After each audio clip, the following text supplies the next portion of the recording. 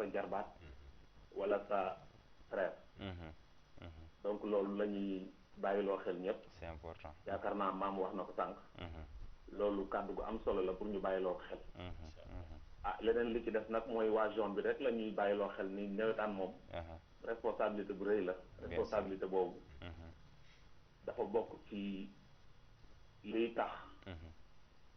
liy tax mu mën a appétit. mooy ñi ko yore. ñu am sens de responsabilité. ak situation bu mën a posé. ñu continuer nawetaan yi. ñu assumer seen responsabilité. waaw. allo. waaw ma ne ñu assumer seen responsabilité nga bëgg a wax. ñu assumer seen responsabilité. mais su fekkente ni violence bu amee rek ñu arrêté nawetaan yi. beneen yoon ñu ne nañu kaw recommencé waat à zéro système boobu moom yàlla na bu mu fi amaat wax dëgg si yàlla parce que du encouragé équipe. équipe bi dañuy finance xaalis bu bari ci nawetaan. donc bu fekkee loolu yëpp dañ koy annulé à zéro. loolu du am sens. donc li gën mooy ñoom ñu assumer seen responsabilité. ak situation bu mën a posé. ñoom ñu jël seen responsabilité fexe nawetaan yi yegg. loolu mooy tax. équipe yi mën a amaat courage yi. bu déwénee ñu affilié wu pour mën a démarrer beneen compétition. jërëjëf merci beaucoup bu annulé nawetaan yi à zéro pour ñëpp reprendre loolu du encouragé daal. merci beaucoup Oustaz Babacar. à part ça ñu ngi rafetlu émission bu baax a baax. jërëjëf di nuyu suñu responsable yëpp di nuyu Mouhamed vraiment. merci. frère bu am solo. boo xam ni keneen dafa yaakaar ci moom bu baax a baax a baax. di ko encouragé di ñaan yàlla responsabilité bi.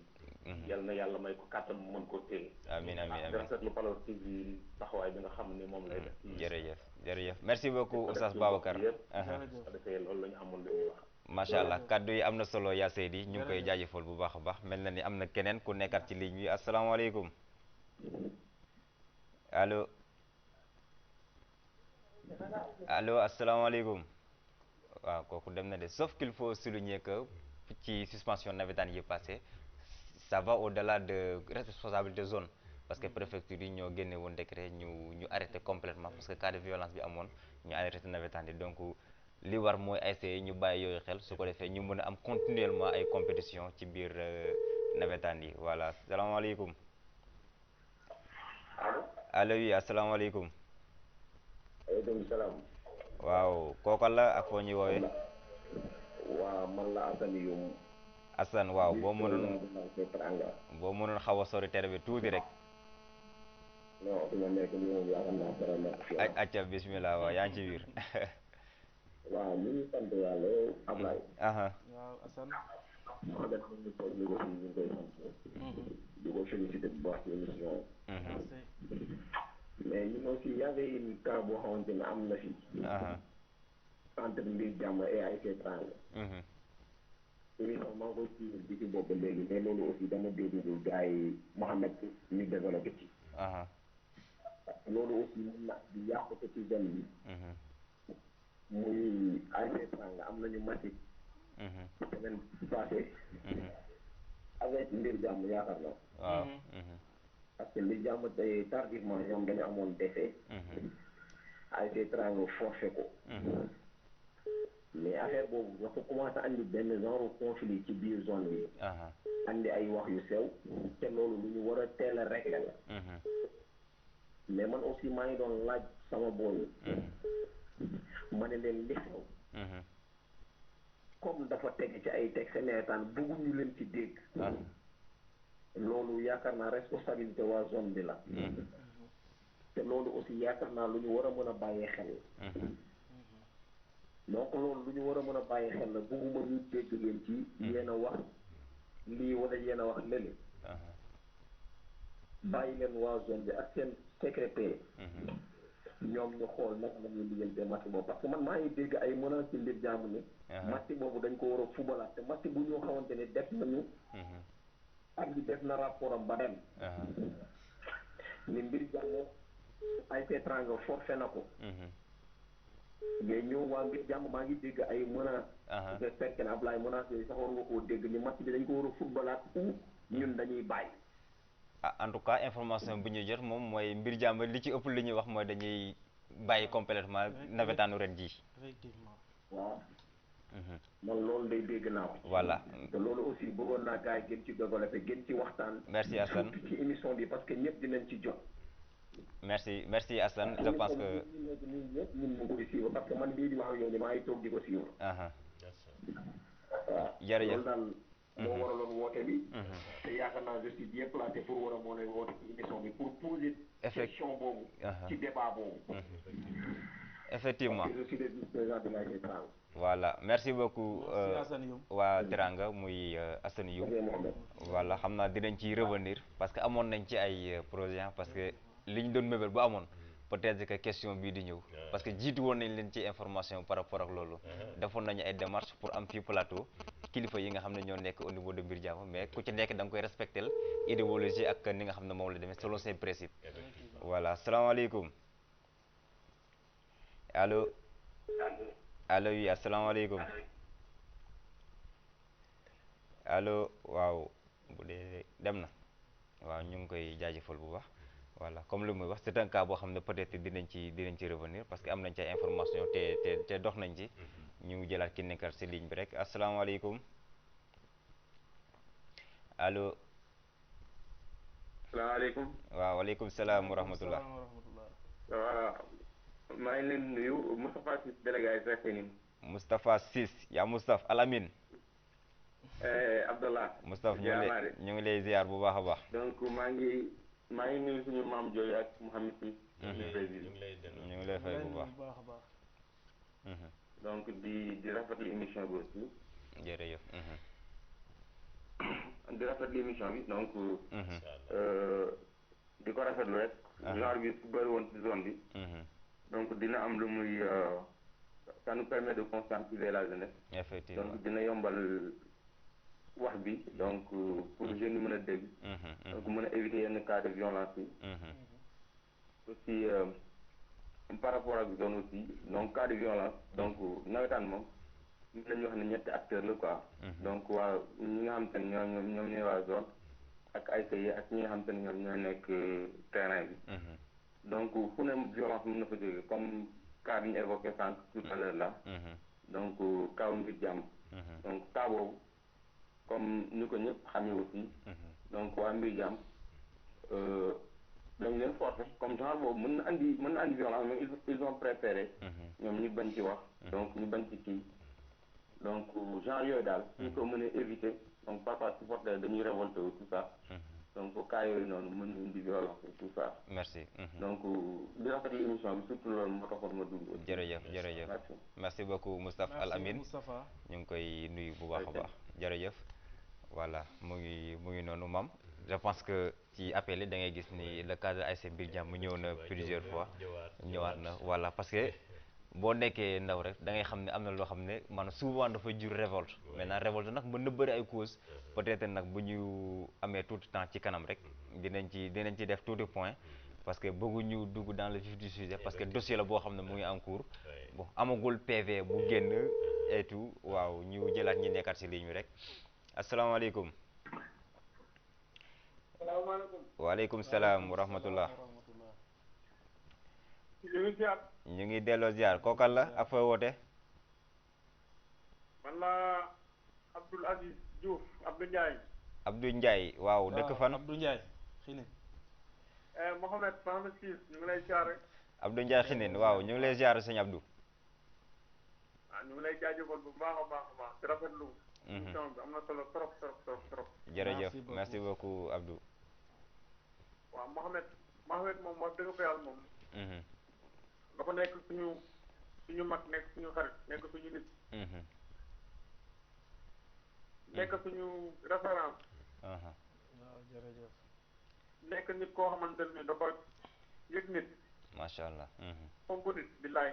allo. waaw ñu ngi lay dégg. ñu ngi lay li ngay wax moo am solo rek. nekk nit koo xamante ne dafa yëg nit ndeysaan fonk nit. merci Abdou. moo ñu yar mun naa ne moo ñu yar sax. merci beaucoup. moo tax ndeysaan dañuy rafetlu émission bu baax a baax. waaw. di leen jaajëfal yéen ñi nga xamante ne. muy loolu yéen a ko dalal.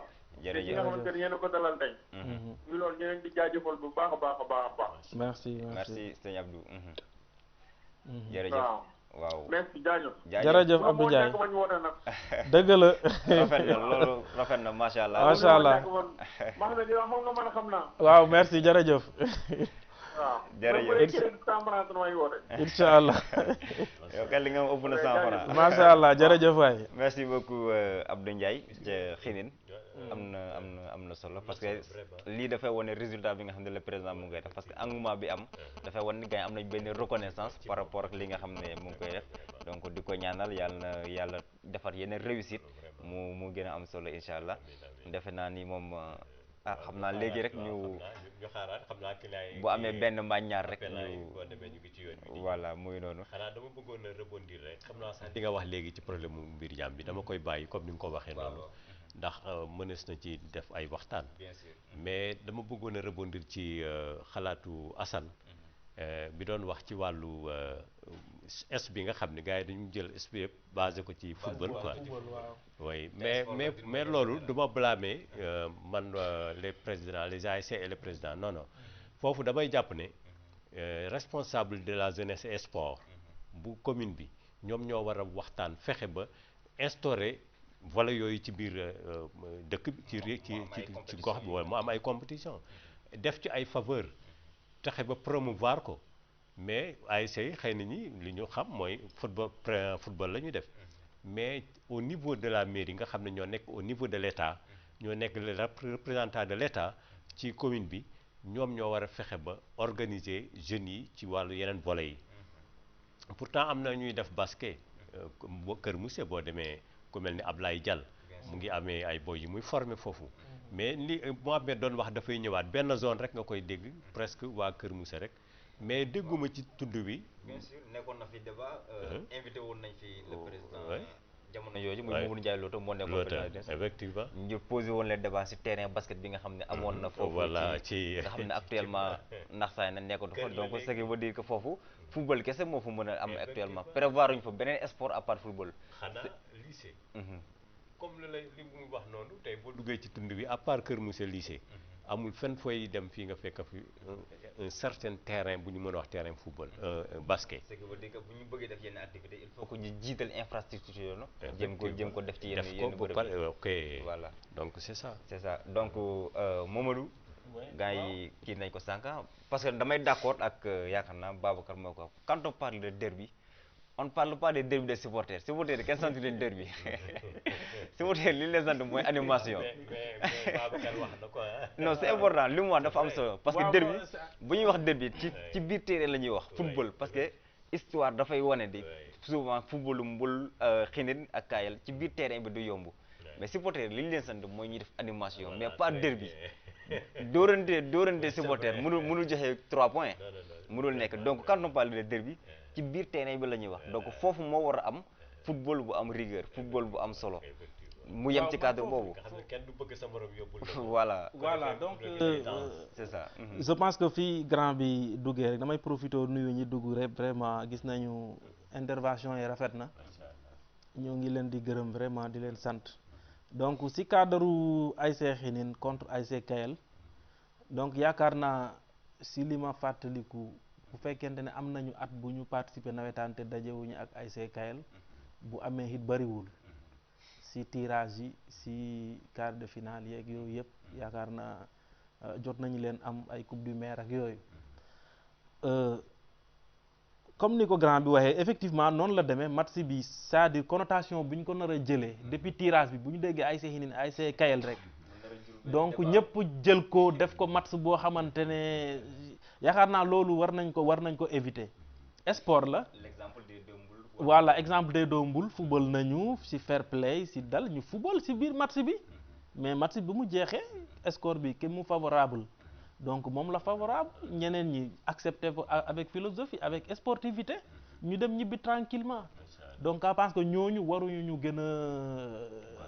gën a gore donc yaakaar naa ci match boobu lañ jëm dañ koy football ci biir terrain bi lépp loo xamante ne laaj na ko aussi pour que ASC bu nekk muy waa Kayel pour ñu am ndam dinañ ko def waa Xinin lépp loo xamante ne laaj na ko pour ñu am ndam aussi dinañ ko def que le meilleur gagne loolu rek la supporters yi seen rôle mooy supporter nañu gunge seen équipe ku si nekk loo mën a yor ci ay asiko nga yor ko nga nekk sa rukk nga supporter sa équipe nga football si sportivité ak fair play donc je pense que loolu rek moom moo si am solo nit ñi ko jàppee match la comme yeneen match yëpp compétition lañ nekk da ngay football match par match ba ngay yegg fi nga jëm je pense que loolu la voilà.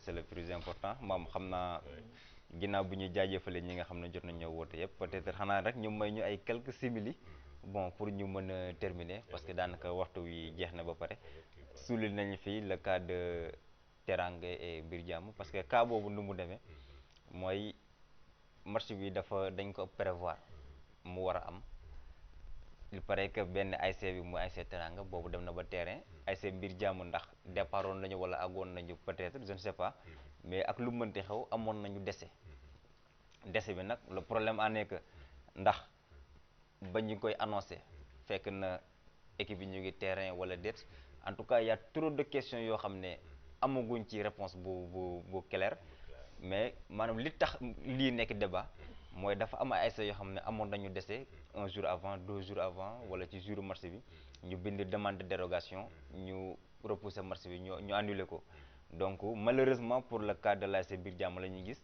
ñu am dese ba noppi ñu perdre seen match ci kaw forfait maintenant pourquoi loolu ndax ci texte la tege mën na am ndax compréhension dafa waroon am ñu bàyyi texte bi loolu moo waral li nga xam ne moo tax débat bu posé wu maintenant vendredi bii passé yaakaar naa ne zone waroon am rencontre démb malheureusement taw bi moo tax ba réunion boobu mu doon am mais je pense que le cas de Mbir Jàmm nekkoon na cas boo xam ne c'était à souligner waroon na nekk loo xam ne waroon nañ ko souligner ndax CQRP mooy tracé je ne sais pas ndax dañu naroon delloo mbir yëpp au niveau du CD. mën naa fa rebondir. dafa am lu ñu arrivé année bii passé soo seetloo joué nañu toute la compétition ba ñu pare amul benn PV bu génn. c'est important. loolu pour man ren c'est à éviter PV yi nañ ko def ci délai loolu pour man su fekkente ne problème bi am na CQRP bi dafa war a statuer le plus rapidement possible pour éclairer tout le monde donc su fekkente ne Mbir Jàmm aussi dafa bind xëy na peut-être à leur niveau ñoom am nañu information bi parce que aussi nawetaan dafa nekk loo xamante ne dañ ko statuer donc mu am règlement ci règlement boobu noonu ci lay tënku donc su fekkente ne da nga am décès da nga war a bind ne yow da nga am décès mais nga def demande de dérogation match bi ñu mën ko repousser mais décès Mbir Jàmm bi c'est un cas particulier heure bi mu am la donc presque à 30 minutes du coup d'avance su ma juumul décès bi heure yooyu la am vers 14 heures bon ci sama information yi ma am. effectivement parce que donc équipe adverse bi nekkoon na sur place. décès bi foofu la am. peut-être par appel téléphonique lay nekk wala courrier diggante Mbir Jàmm ak foofu donc diggante boobu mën na am retard ba information bañ a yegg ci kii bi donc ñu def ko forfait mais de toute façon je pense que y a des choses yoo xamante ne aussi lu ñuy wax la mais dessous de table aussi day am nga dem wax ak ñoom parce que Mbir Jàmm aussi su génnee ci compétition bi pour man loolu du lu gën. en tout cas foofu la bëgg. voilà du lu gën quoi nga baal ma Mamadou Ciss parce que ASC Mbir Jàmm ay ASC yoo la xam ne dañu am histoire. dañu am taarix ci cadre football maanaam seen participation dafay yokk niveau navétane bi. donc maintenant peut-être information yi ñu ci am dafa jaxasoo moo tax li ma bëggoon wax waa ji sànq defoon nañu ay démarches pour inviter le président de l'ASC Mbir Jàmm ci plateau bi mais ci biir démarche bi da ngay gis ni. am na ci procédure bu ñu nekk boo xam ne bëgguñ ko rompre donc mënuñu génn publiquement peut-être pour le moment wax en tant que zone waroon na am rencontre peut-être defaguñ ko peut-être yooyu yëpp am na ci loo xam ne ñoom ñu ngi ko ci xaar mais li ñu am ci information mooy ASC Mbir Jàmm dañu annoncé woon clairement que ni comme dañu perdre match bi par forfait alors que ñoom ñu am des bu sori si ñoom dans ce cas seen moral mayetu leen ñu continuer compétition yi donc dans ce cas dañuy bouder dañuy bàyyi complètement nawetaanu ren ji loolu daal lañ ci amoon comme ay information maintenant comme li ko moom waxee sànq CD bi mu ngi fi muy comité directeur bu zone bi nga xam ne membre délégué ASC yëpp ci la ñu bokk CQRP mu ngi fi je pense que bu rencontre amee yéen de lii war na mën a leer mais beneen bi mooy texte yi dafa am mais moral de texte aussi dafa am parce que ASC Mbir Jàmm entre guillemets mën na am juum na ci cadre texte parce que bu fekkente ne waroon na bindul wóoruma ndax bind na wala bindul mais même bu fekkente ne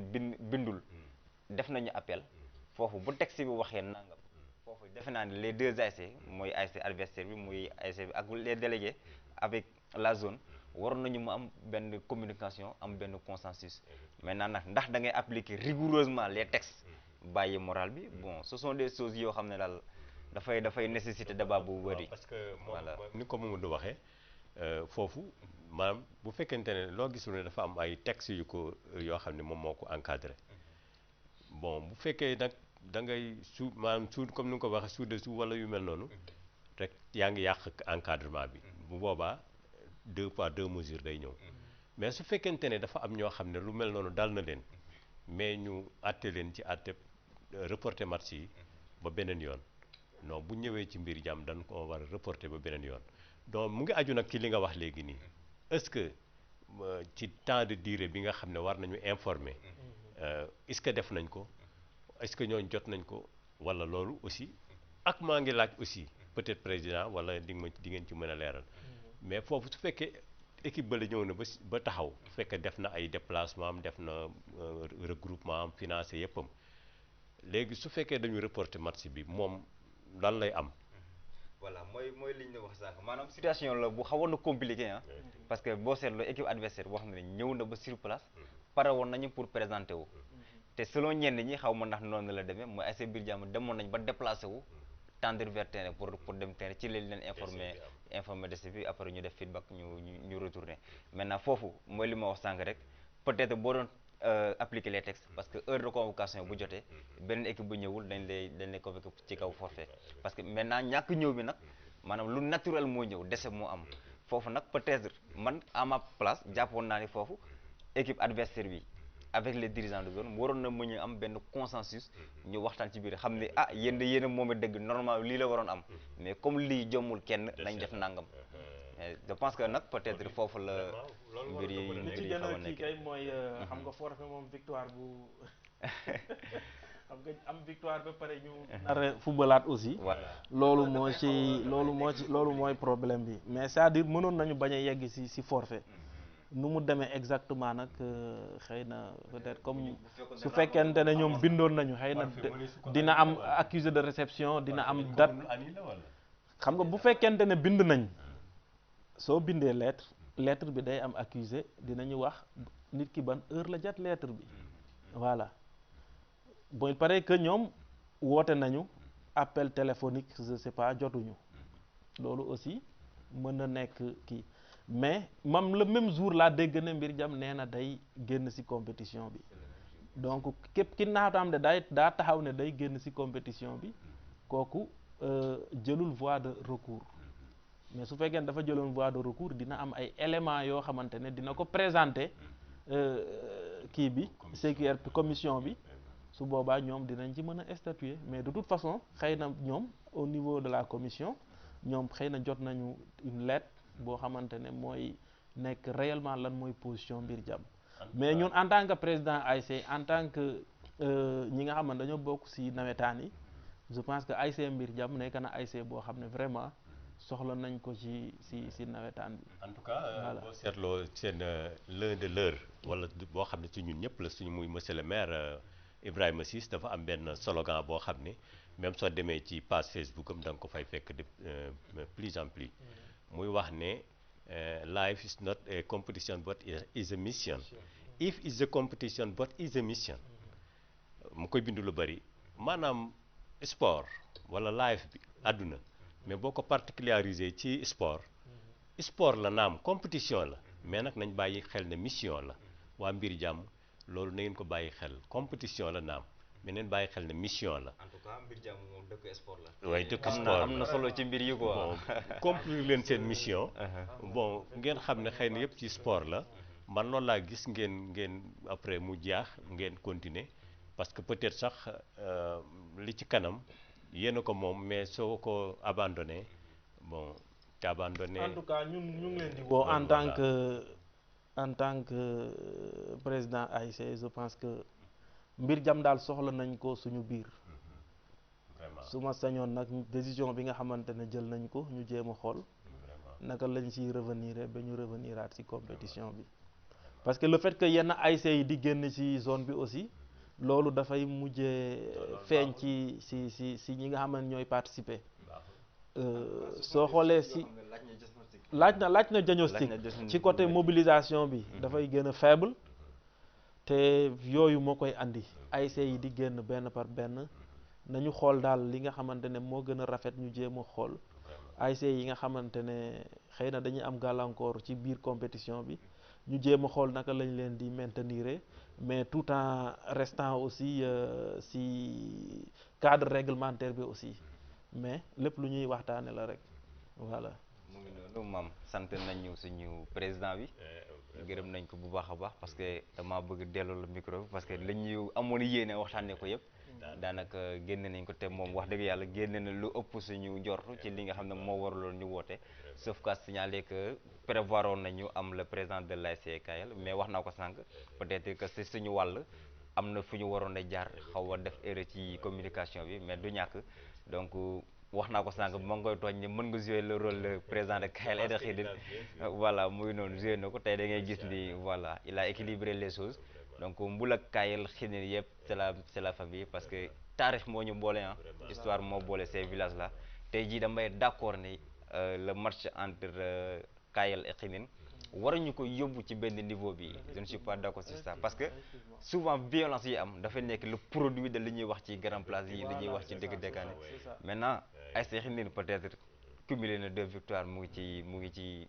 génn na quart de finale donc dinañ am benn soulagement boo xam ne dinañ ko am par rapport ak Kayel mais ak lu mënti xew ASC Kayel aussi wax naa ko ASC bu yàgg la ci nawetaan te yàgg nañ ci def ay résultats ku xam Kayel xam ni bon ASC la bu yàgg def dara ci zone bi donc ils n'ont rien à perdre nañ ko bàyyi ci cadre sport bañ ko yóbbu ci benn niveau bi parce que grand place yi souvent violence yi ñuy gis terrain grand place yi kër ga lay commencer donc ce sont des choses foofu lañ ko retéye gis nga moo nekk grand place kii wax joo xam ne mën na andi musiba da nga koy teel a dog parce que boo ko deful boo demee terrain rek fay ya muy defi boo watalo yow moomu doon seetaan yaay porte wat les préjugés yow yaa nar a jógaat di defar yenn yi donc loolu mentalité boobu la ñu war a am ñu xam ni sport football comme football la ñuy wax kaf foo ak ree la ñu jàppee ko neenu def muyele ma yow défendre sa couleur dëkk mais loolu la ci yàlla may nga xam ni aussi voilà ci règle de sport rek lay delluwaat voilà kon moo ngi noonu xam naa ma dellu la mbir yi rek. merci jërëjëf ni ko ñëpp waxee même ñu wootee léegi ñu ngi leen di sant di leen gërëm képp koo xam ne woote nga rek léegi ñëpp daanaka kàddu gi day mel ni benn la rek même bu ñu waxee ci léegi ba tey teewul woote nañu appel à la paix ñu ñëpp xam ne mbir mi sport la mais lan moo ko mën a mottali fa ñu ko jëmee mu bëgg mu dem muy jàmm rek moo ko mën a àggali mais bu dee ay querelle ay histoire ay violence li monsieur le sous-préfet wax keroog rek moo ci mujj muy suspendre ko ñëpp ñàkk wala suspendre club boo xam ne demoon nga ba def la nga def lépp ñu mujj la suspendre ASC ba toog loolu mën nañ ko éviter nan lañ koy éviter mooy li ñu doon wax léegi kenn ku nekk nga xam ne affaire bi sport la fo la ak ree bon bu sa ASC di football nga sangu ba set dem supporter su gañee nga jubilé su gañewul nga apprécier nga ñibbisi ñëw toog muñ beneen yoon xëy na yaay am ndam loolu ci supporters yi surtout lañ ciy gën a sensibiliser ñoom lañ ciy gën a woo pour que ñu xam ne mbir mi du xeex du xuloo du xëccoo boo xam ne bii dafa war a jur xeexoo ak xuloo déedéet ci jàmm rek la war a am ak salaam su ko defee li nit ñëpp bëgg muy suñu sport bi jëm ci kanam ñu am benn def un changement de paradigme parce que tey war nañu jóge ci niveau bii nga xam ne ñun moom la ñu jàppee nawetaan dem ci beneen paradigme boo xam ne dafay gën a confondre ak ni àdduna di doxee nga xam ne li ñu doon junj léegi yëpp day mën a ñëw dugg ci biir muy wàllu culture muy wàllu développement muy wàllu social muy wàllu yëpp ñëw li koy mën a def mooy il faut ñu cesser la violence il faut ñu génn ko ci ba pare ajouter yeneen yi su ko defee loolu mooy joxe paradigme bi nga xam ne daf ñuy yóbbu ci beneen level te loolu vraiment ñu ngi ciy woo ñëpp kon su ko defee dañuy jox Ablaye mu def ay kàddu tàggatoo comme niñ ko junjee woon ca ba ñuy tàmbali su ko defee defe naa liñ ci wax defe naa mënatuñu wax lu ko ëpp vraiment kon Ablaye. Mamadou di moins Mohamed. waaw jërëjëf Mame Mbaye. sama doom loolu sama sët la. waaw parce que maa ngi gën a gindiku sax. dëgg la waaw jërëjëf Mame Mbaye. jërë ngeen jëf.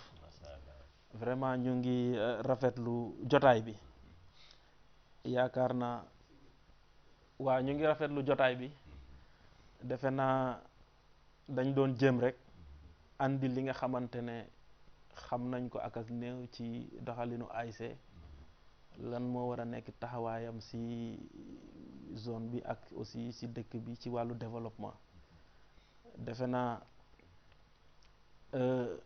ci gàttal daal ñu ngi rafetlu invitation bi di ci profito rek di nuyu samay collaborateur ki ma àndal mooy président commission sport mooy Aliou Ciss en même temps mu nekk délégué ASC Xinin au niveau de la zone nekk aussi membre CQRP donc moom laa àndal ni maa ngi koy vraiment gërëm di ko sant ci taxawaay bi di nuyu ñi nga xamante ne ñooy staff technique gu ASC Xinin ki ko jiite di seen entraîneur Ablaye Diouf l'infatigable vraiment grand laay gis nañu taxawaay bi gis nañu li muy def ak amour bi mu koy defee ak aussi expérience bu mu ci am donc je pense que loolu nekk na loo xamante ne ñu ngi ciy gis suñu bopp bu baax a baax dañ koy gërëm di ko sant di ko gën a ñaax rek mu gën a góorgóorlu gën a muñ xam ne li mu yor du lu oyof donc jiite ay ndaw nga jiite leen ñoom ñëpp ñu nar a tënku ci sa kàddu loo wax ñu ne waaw soo ne awal fii ñu aw fii donc nekkul loo xam ne lu yomb la donc ñu ngi ko ciy gërëm bu baax di ko sant di gërëm itam joueurs yëpp donc di ko teg ci loxo capitaine Mbaye Babacar Diouf di légende ASC Xinin moom mooy capitaine bi donc di ko teg ci loxoom di ko wax rek ne comme ni ma leen ko daan waxee rek ñoom li ñuy représenté dafa nekk lu rëy mooy drapeau ASC Xinin donc bés bu ñu solee couleuru ASC Xinin rek nañu jàpp ne couleuru dëkk bi la ñu yóbbu lépp loo xamante ne def nañ fa ci lu rafet day delluwaat ci couleuru dëkk bi donc loolu nag day boole aussi ñu teg ci supporters yi di leen wax rek ne gunge sa ASC neex na trop waaye nga def ko ci yar def ko ci teggin def ko ci fair play ba lépp loo xamante ne génn na ci résultat nga nangu ko ak sportivité donc loolu dalay gën a yokk waaye du la wàññi donc ñu ngi leen di gërëm bu baax metti na trop waaye nañu gën a jàpp rek di nuyu ñëpp vraiment di sant waa Xinin yëpp di sant aussi suñuy naataangoo yi ñu nekkal ci zone bi di wax rek ne ñun duñu ay ennemis donc sport moo nu boole sport boobu nag kenn rek trophée bi kenn donc moo ko mën a jël donc nañ ko def ci yar ci teggin ñu moytu lépp loo xamante ne day yàq sport bi parce que ci biir sport bii nii yàlla mën na dogal ñu am ci benn ndaw boo xamante ne mën nañu yóbbaale ñun ñëpp donc su dëkkee Kayel sunu ndam lay doon ëllëg su dëkkee Mbul sunu ndam lay doon su dëkkee Kër Moussa wala feneen fii ba Kaacalik yàlla su dogalee ñu am ndaw boo xamante ne su ñu nee drapeau national bi ñu ngi koy yóbbu ndaw boobu noonu nekk ndaw bu jóge commune Kër Moussa loolu suñu ndam lay doon ñun ñëpp yàlla su dogalee nag ñun ñu bokk benn daje